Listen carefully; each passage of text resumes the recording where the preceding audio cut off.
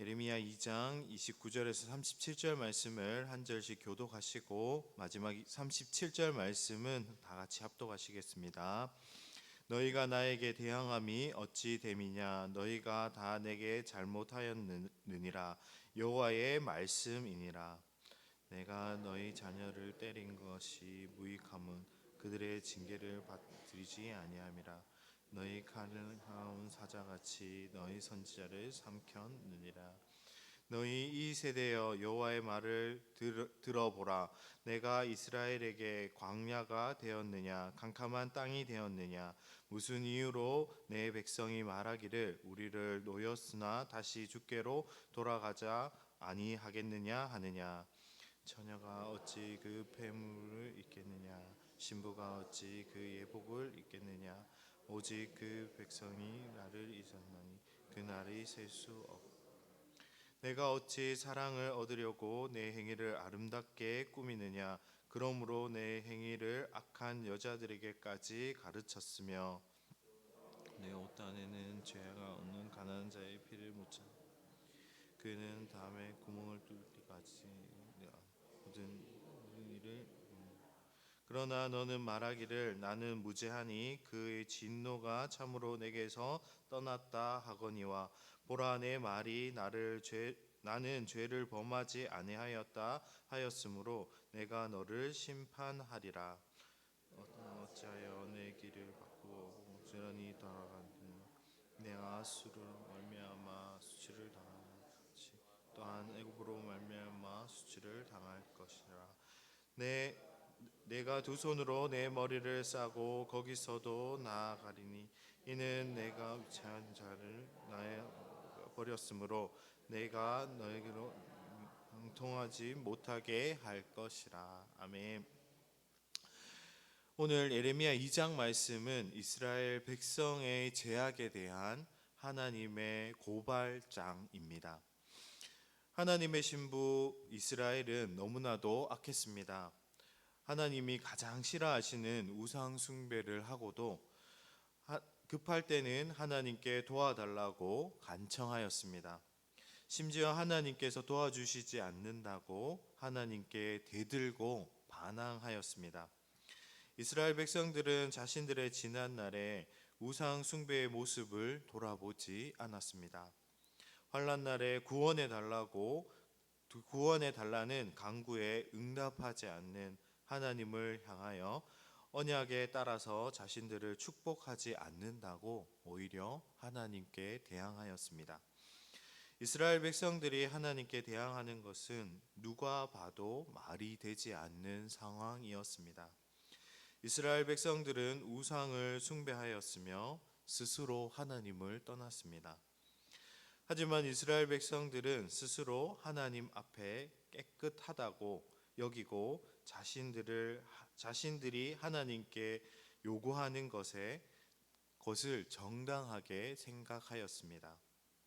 하나님은 하나님 자신을 광야나 흑암의 땅으로 여기고 떠나가는 이스라엘 백성들을 보시면서 한탄하셨습니다.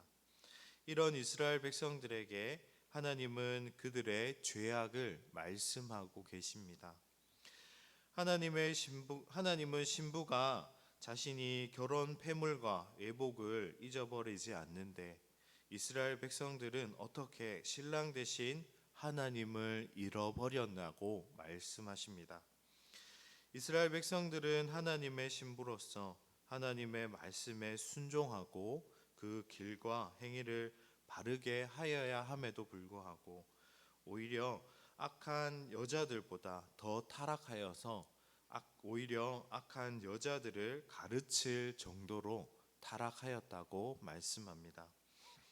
이스라엘 백성들은 하나님께서 주신 계명을 따라야 했지만 누구도 약한 자의 권리를 대변해 주지 않았고 강한 자의 폭력을 고발하지 않았습니다. 그럼에도 불구하고 이스라엘 백성들은 나는 무죄하니 그 진노가 참으로 내게서 떠나라고 이야기합니다. 바알의 뒤를 따르면서도 따르지 않았다고 자신의 깨끗함을 주장합니다. 가난한 자들을 착취하고 그 증거가 자신의 옷단에 남아 있음에도 불구하고 자신들의 무죄를 주장하고 있습니다. 이런 이스라엘의 뻔뻔한 태도에 하나님은 그들에게 심판을 선고하셨습니다.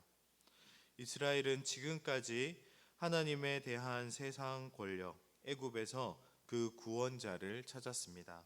하지만 애굽이 이스라엘을 지켜줄 수 있을 거라는 잘못된 생각을 하고 있었습니다. 그것은 역사의 주관자이신 하나님께서 이스라엘을 치시기 때문입니다. 하나님과의 언약으로 하나님의 백성이 된 이스라엘 백성은 오직 하나님만을 바라보아야 합니다.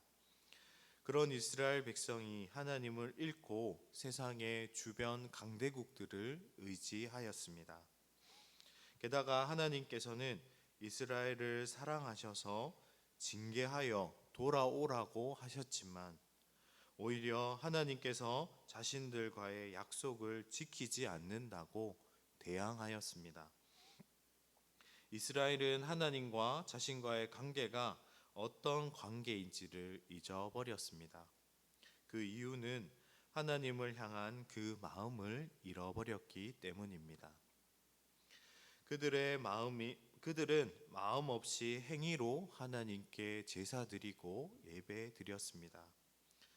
그리고 그것만으로 자신들의 할 도리를 다 하였다고 주장하였습니다. 이스라엘이 당한 수치는 오늘을 살아가는 우리에게도 동일하게 적용됩니다. 우상의 홍수 속에 살아가는 우리를 향해 하나님께서는 너희가 나를 잊어버렸다고 말씀하십니다. 혹시 우리 삶 가운데 정말 하나님을 잊어버리고 하나님을 향한 마음 없이 그냥 행위로만 하나님을 예배하고 하나님을 섬기고 계시지는 않으십니까? 하나님께서 그런 우리를 향하여서 오늘도 말씀하십니다. 하나님께로 돌아오라고. 우리가 항상 기억해야 할 것은 우리의 참 주인이시고 우리의 참 구원자이시며 우리를 참 사랑하시는 하나님을 늘 기억하고 그 하나님께로 돌아와야 합니다. 우리 삶 가운데 우리 삶을 인도하시는 하나님의 은혜를 늘 기억하시고 우리 삶에 필요한 것들을 날마다 공급해 주시는 그 하나님의 은혜를 항상 기억함으로 하나님과 늘 동행하며 하나님만을 사랑하며 살아가는 우리 성도님들 되시기를 주님의 이름으로 축원합니다. 함께 기도하시겠습니다. 참 좋으신 사랑의 하나님, 참 감사합니다. 오늘 이스라엘 백성들의 모습을 보며 우리의 모습을 다시 한번 생각하게 해주시니 감사합니다. 말씀의 이스라엘 백성들의 모습이 오늘을 살아가는 우리의 모습이 아닌지 다시 한번 돌아보게 하여 주시옵소서.